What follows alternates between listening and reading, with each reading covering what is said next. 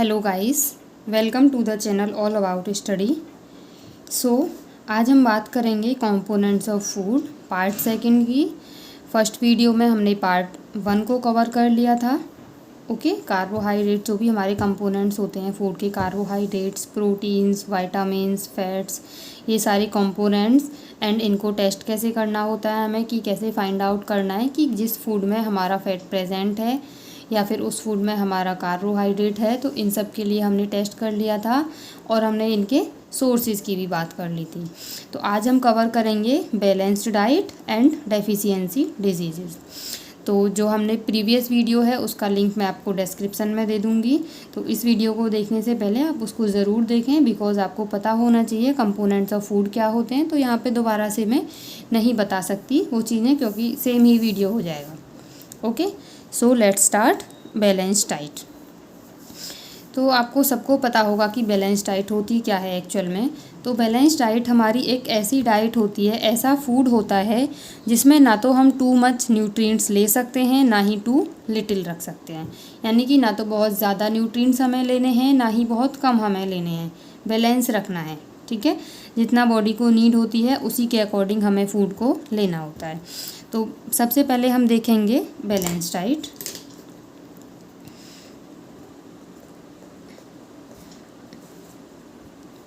Balance diet, this is necessary for growth and maintenance of good health. Okay, balance diet क्यों necessary होती है? This is necessary for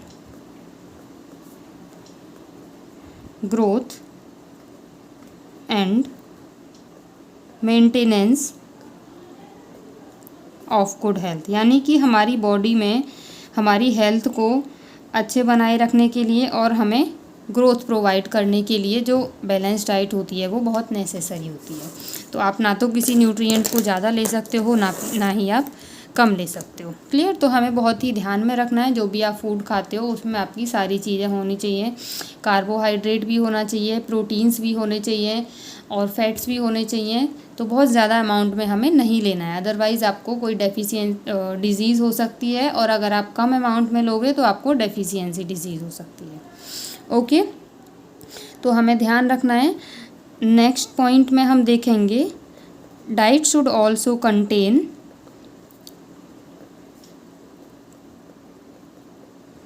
a good amount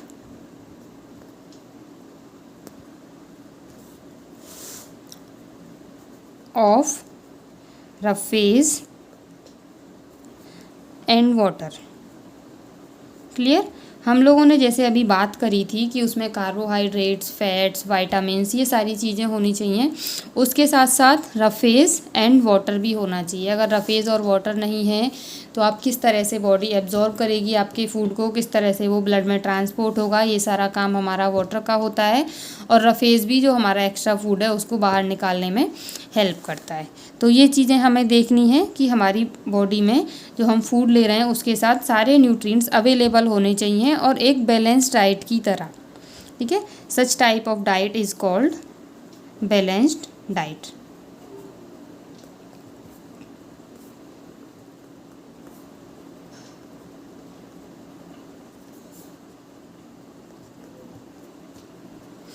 okay, so अब हम देखते हैं कि जो बैलेंस डाइट होती है वो किस चीज़ पे डिपेंड करती है कि हमें कितना लेना है, कितना नहीं लेना है।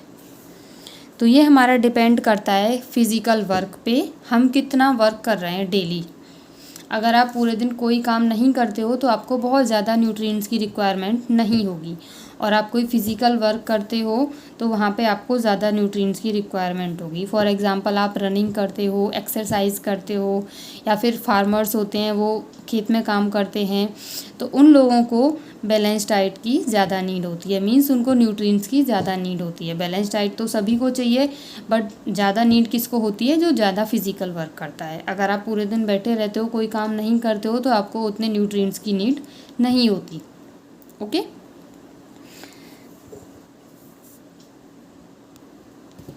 सो आप देख भी सकते हो कि आपको अपने डेली रूटीन में क्या क्या चीज़ों को ऐड करना है।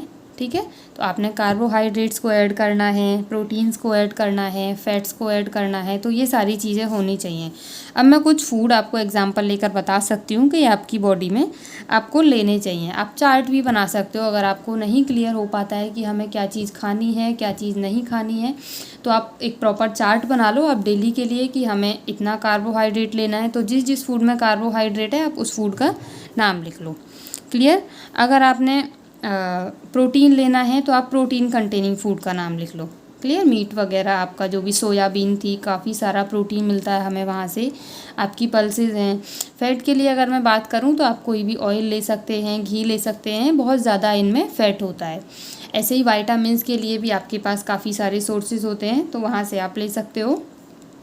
तो ये सारी चीज़ें हैं जो आप चार्ट बना के अपना फूड ले सकते हो, आपको कोई प्रॉब्लम नहीं होगी। तो मैं आपको कुछ फूड के नाम बता रही हूँ जो आपको डेली लाइफ में अपने फूड में ऐड करने हैं या फिर ऐड करने चाहिए। तो दैट आर पल्सेस। कुछ लोग होते हैं पल्सेस नहीं खाते, तो पल्सेस खानी बहुत ही नेसेसरी है हमारी बॉडी के लिए। ग्राउंड नट,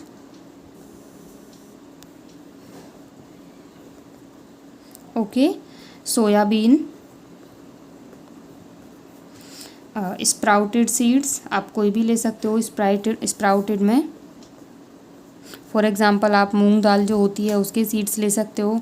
फर्मेंटेड फूड्स होते हैं, फॉर एग्ज़ाम्पल इडली, ठीक है, इस टाइप के फूड भी आपको लेने चाहिए।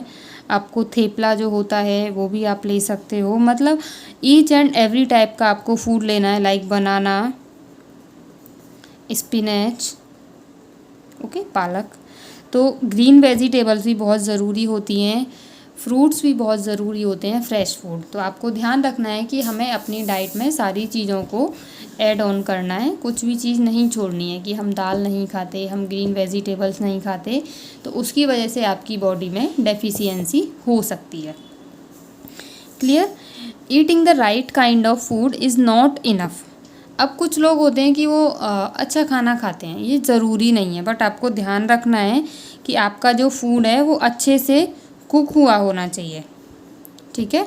आप फूड तो खा रहे हो, अच्छा मान लो आपने सोयाबीन ले लिया, आपने मिल्क ले लिया, ठीक है, आपने मिल्क ही ले लिया। अब आप उसको बहुत ज़्यादा बॉईल कर लेते हो, बहुत ज़्यादा, कई बार 10-15 बार उसको बॉईल कर लेते हो, तो जो उसके न्यूट्रिएंट्स होते हैं वो ऑलमोस्ट ख़त्म हो जाते हैं। तो आपको बहुत ज़्यादा भी बॉईल नहीं करना है, आपको प्रॉपरली अपने फूड को प्रिपेयर करना है कि ना बहुत ज़्यादा बॉईल करें, बहुत ज़्यादा वॉश भी ना करें। तो इन चीज़ों से क्या होता है, ज़्यादा वॉशिंग से, ज़्यादा बॉईल करने से या ज़्यादा फ्राई करने से आपके जो फूड के न्यूट्रिएंट होते हैं वो हमारे लॉस हो जाते हैं, ठीक है। तो इन चीज़ों का हमें बहुत ही ध्यान रखना है। फॉर एग्ज़ाम्पल हम बात करते हैं कटिंग और पीलिंग के टाइम पे, जैसे आपने वेजिटेबल्स को काट लिया या फ्रूट्स को काट लिया। If the vegetables and fruits are washed after cutting और पीलिंग, ठीक है, आपने काटने के बाद वेजिटेबल्स को और फ्रूट्स को आप धुल रहे हैं, तो इससे क्या होगा, जो वाइटामिन्स हैं वो लॉस हो सकती हैं। क्या हो सकती, क्या होती ही हैं। तो ये आप एक पॉइंट लिख सकते हो, if the vegetables and fruits are washed after cutting and peeling, ठीक है, छीलने के बाद या काटने के बाद आप उनको वॉश करते हो, तो it may results in loss of vitamins, ठीक है। तो हमें ध्यान रखना है कि जो हमारे फ्रूट्स होते हैं और जो हमारी वेजिटेबल्स होती हैं उनको काटने के बाद और छीलने के बाद हमें वॉश नहीं करना है। अगर कुछ नेसेसरी है तो आप उसको कर सकते हो, अदरवाइज़ आपको वॉश नहीं करना है। वॉश भी करोगे अगर कोई नेसेसरी वाली वेजिटेबल है या नेसेसरी वाला फूड है तो आप उसको 1 और 2 टाइम, उससे ज़्यादा नहीं करो, अदरवाइज़ जो आपकी वाइटामिन्स हैं वो उसमें से ख़त्म हो जाएगी। नेक्स्ट हम इसमें बता सकते हैं कि एक तो हमारा इसमें कटिंग और पीलिंग के बाद हमें फ्रूट्स और वेजिटेबल्स को नहीं धुलना चाहिए। और अगर बात करें कि कुछ लोग होते हैं बार बार वॉश करते रहते हैं। जैसे हमने राइस बनाने हैं तो हम क्या करेंगे, राइस को बार बार वॉश करेंगे, तो उससे भी जो वाइटामिन्स होती हैं या जो मिनरल्स होते हैं हमारे राइस में या हमारी पल्सेस में, वो भी लॉस हो जाते हैं। तो उसे भी बार बार हमें वॉश नहीं करना चाहिए। हमें ध्यान रखना है कि excess of wash can relate to the loss of vitamins और minerals, can lead to the loss of vitamins और loss of minerals. Okay, so next point में हम लिखेंगे repeat washing of rice and pulses may remove some vitamins and minerals present in them। Okay, so इस type से अगर आप बार बार उसको wash करोगे तो आपके जो वाइटामिन्स हैं और जो उसमें मिनरल्स प्रेजेंट होते हैं वो हमारे रिमूव हो जाते हैं। तो अभी हमने थोड़ी देर पहले देखा था कि जो हमारा फूड है उसको ज़्यादा कुकिंग करते हैं तो न्यूट्रिएंट हमारे लॉस होते हैं। तो ये बहुत ही एक अच्छा पॉइंट है जो आपको याद रखना है कि कुकिंग जो है हमारे टेस्ट को, फूड के टेस्ट को इंक्रीज़ तो कर देगी, ठीक है, और उसको डाइजेस्ट करने में भी इजी बना देगी, बट जो उसके न्यूट्रिएंट्स हैं वो हमारे लॉस हो जाते हैं। तो एक नेक्स्ट पॉइंट हम यहाँ पे बता सकते हैं, कुकिंग इम्प्रूव्स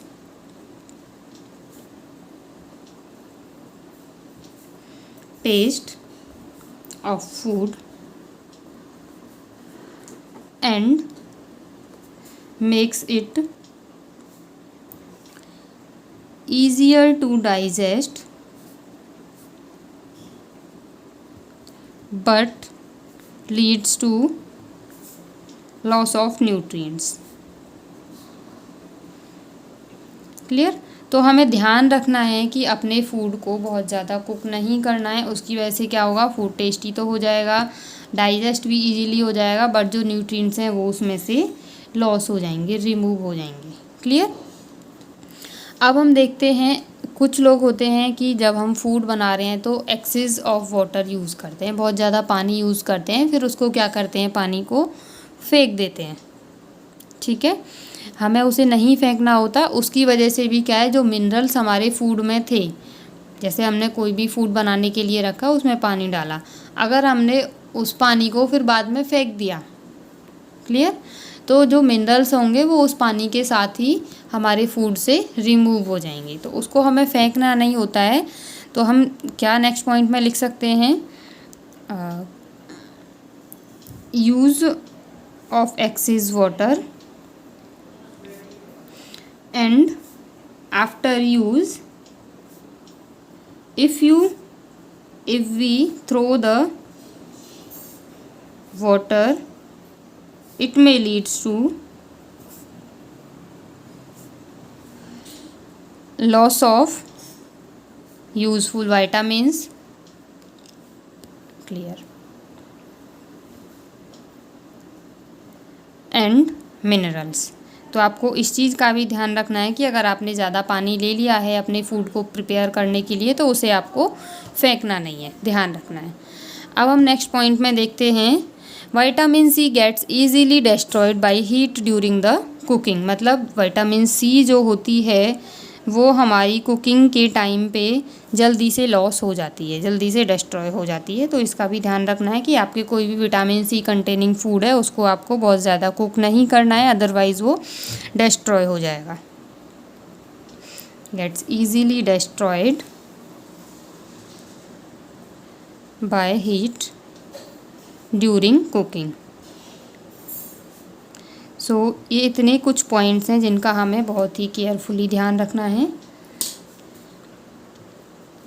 नेक्स्ट, हमने कल वाली वीडियो में देखा था कि जो हमारे फैट्स होते हैं वो हमें ज़्यादा एनर्जी प्रोवाइड करते हैं एज़ कम्पेयर टू कार्बोहाइड्रेट्स। मैं एक एग्जांपल लेकर बताती हूँ। 1 कप ऑफ फैट लो आप फूड में और 1 कप ऑफ कार्बोहाइड्रेट लो। तो फैट आपको ज़्यादा एनर्जी प्रोवाइड करेगा एज़ कम्पेयर टू कार्बोहाइड्रेट। इससे आपको कैलोरीज भी ज़्यादा मिलेगी फैट से एज़ कम्पेयर टू कार्बोहाइड्रेट। सो हमें ध्यान रखना है कि टू मच फैट हमें नहीं लेना है। कुछ लोग होते हैं कार्बोहाइड्रेट अगर नहीं अवेलेबल है या नहीं खाने का मन है तो फैट खाए जाते हैं। उसकी वजह से बॉडी में एक्सेस ऑफ फैट हो जाता है। ठीक है, तो हमारी बॉडी को भी फैट की कम रिक्वायरमेंट होती है एज़ कंपैरिजन टू कार्बोहाइड्रेट। तो आपको ध्यान रखना है कार्बोहाइड्रेट आप ज़्यादा लें, फैट हमें कम लेना है। तो इसकी वजह से जो हमारी बॉडी को हार्मफुल हो सकते हैं, बॉडी कैन हार्म, आपको एक डिज़ीज़ हो सकती है, disease can cause, that is known as obesity. ठीक है, जो ओबेसिटी डिज़ीज़ होती है इसको हम मोटापा भी बोलते हैं। मोटापा जैसे लोग कुछ ओबेसिटी जिनको हो जाती है वो मोटे होने लगते हैं। ठीक है, तो फैट इंक्रीज़ होने से लोगों को प्रॉब्लम हो जाती है। तो इस चीज़ का हमें बहुत ध्यान रखना है कि हमें फ़ैट को बहुत ही कम अमाउंट में लेना है, या जितनी भी रिक्वायरमेंट होती है उतनी अमाउंट में हमें लेना है। हमारे पास कुछ फैट रिच सोर्सेज होते हैं या फूड जो होते हैं, फॉर एग्ज़ाम्पल समोसा, ठीक है, पूरी, मैं लिख देती हूँ यहाँ पे समोसा, ये फैट रिच फूड होते हैं, समोसा, पूरी। और आपका ऑयली फूड जितना भी होता है तो बहुत ही आपको केयरफुली खाना है कि आपको ओबेसिटी ना हो, क्योंकि आप थोड़ा सा भी ज़्यादा अगर फैट ले लेते हो तो उसकी वजह से आपको डिज़ीज़ हो सकती है। क्लियर? तो एक छोटा सा पॉइंट मैं यहाँ पे आपको बताना चाहूँगी, नोट करके आप लिख भी सकते हो कि BMI इंडेक्स होता है हमारा, बॉडी मास इंडेक्स, BMI। तो इसका जो लेवल है that should be less than 25।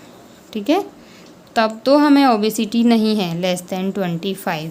If it is 25 और मोर देन 25 मीन्स हमें ओबेसिटी हो सकती है, मीन्स है, हो सकती भी नहीं है, ओबेसिटी हमें है। तो हमें अपने BMI का ध्यान रखना है। क्लियर? सो अब हम बात करेंगे डेफिशिएंसी डिजीज़ की। ओके, तो जो भी हमें डेफिशिएंसी डिजीज़ होती हैं, डिजीज़ हमारी बीमारी होती है, डेफिशिएंसी मीन्स किसी भी चीज़ की कमी से, लैक ऑफ एनीथिंग, जो भी हम न्यूट्रिएंट लेंगे। तो अभी देखते हैं किस तरह से होती है डेफिशिएंसी डिजीज़। तो जैसे अभी हमने पीछे पढ़ा था कि कोई भी चीज़ हमें एक्सेस में नहीं लेनी है, ना ही कोई चीज़ हमें कम रखनी है अपनी बॉडी में। तो डेफिशिएंसी एक्चुअली में होती क्या है कि कब होती है, सबसे पहले ये देखेंगे, उसके क्या देख लेते हैं, देन फिर कब देखेंगे। क्या का मतलब कोई भी न्यूट्रिएंट हमारी बॉडी में कम हो जाए। मान लो हमें 10 mg चाहिए और हम उसको 1 mg ले रहे हैं, तो इसकी वजह से हमारी बॉडी में डेफिशिएंसी हो जाएगी।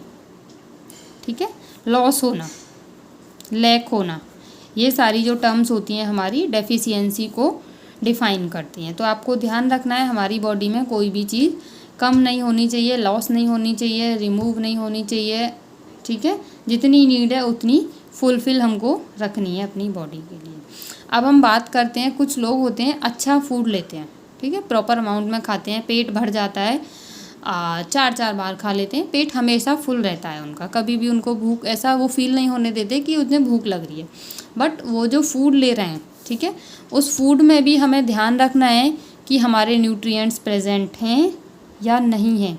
अगर आप कोई ऐसा फूड ले रहे हो जिसमें आपके बैलेंस डाइट नहीं है, मीन्स जो न्यूट्रिएंट्स हैं वो उसमें प्रेजेंट नहीं हैं, तो आपको कोई उसका फ़ायदा नहीं है। तो हमें क्या ध्यान रखना है कि जिस टाइप का भी हम फूड ले रहे हैं उसमें हमारे न्यूट्रिएंट्स बहुत ज़रूरी हैं कि उसमें प्रेजेंट हों।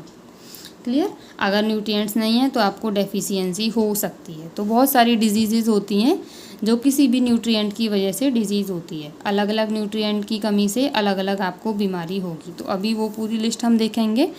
तो उससे पहले हम देख लेते हैं थोड़ा सा, जैसे हमारी अगर मैं बात करती हूँ प्रोटीन्स, अगर आप प्रोटीन्स नहीं ले रहे हो काफ़ी टाइम तक, ठीक है, काफ़ी टाइम तक, long time not taking proteins, तो क्या हो सकता है इससे, it may cause stunted growth, ठीक है, वो ग्रोथ जो होगी बॉडी की वो कम हो जाएगी, स्वेलिंग हो जाएगी फेस पे आपके, ठीक है। और जो आपके हेयर्स होते हैं वो डिसकलर्ड हो जाएंगे, डिसकलरेशन ऑफ, मतलब ब्लैक हैं तो ब्लैक नहीं रहेंगे, वो ब्लैक से थोड़ा भद्दा भद्दा टाइप कलर हो जाएगा। और इसमें स्किन डिजीज़ भी हो सकती हैं, ठीक है, स्किन डिजीज़, आपको डायरिया भी हो सकता है। क्लियर। अगर हम बात करते हैं प्रोटीन एंड कार्बोहाइड्रेट्स, दोनों की ही कमी हो जाए, प्रोटीन्स एंड कार्बोहाइड्रेट्स आप लॉन्ग टाइम तक नहीं ले रहे हो अपने फूड में, तो आपको क्या क्या प्रॉब्लम्स हो सकती हैं, तो वो देखेंगे। आपकी जो ग्रोथ होगी वो कम्प्लीटली स्टॉप हो जाएगी, ठीक है, ग्रोथ में completely stop completely, okay. It, जो पर्सन होगा, फील्स वेरी वीक, समटाइम्स उसके साथ क्या होगा कि वो मूव भी नहीं कर सकता, okay, and not even be able to move. तो हमें बहुत ही ध्यान रखना है अपने फूड में कि proteins, carbohydrates, fats, vitamins, minerals and water बिल्कुल भी कम नहीं होना चाहिए, एंड हमारा रफेज भी, ओके। अब हमारे पास कुछ डिजीज़ेज़ होती हैं कि जैसे अब हम विटामिन्स की बात करेंगे, प्रोटीन्स और कार्बोहाइड्रेट्स हमने देख लिए हैं, अब हम बात करेंगे विटामिन्स की। तो विटामिन्स के लिए हमारे पास काफ़ी सारी विटामिन्स होती हैं, पिछली वीडियो में हमने की भी थी।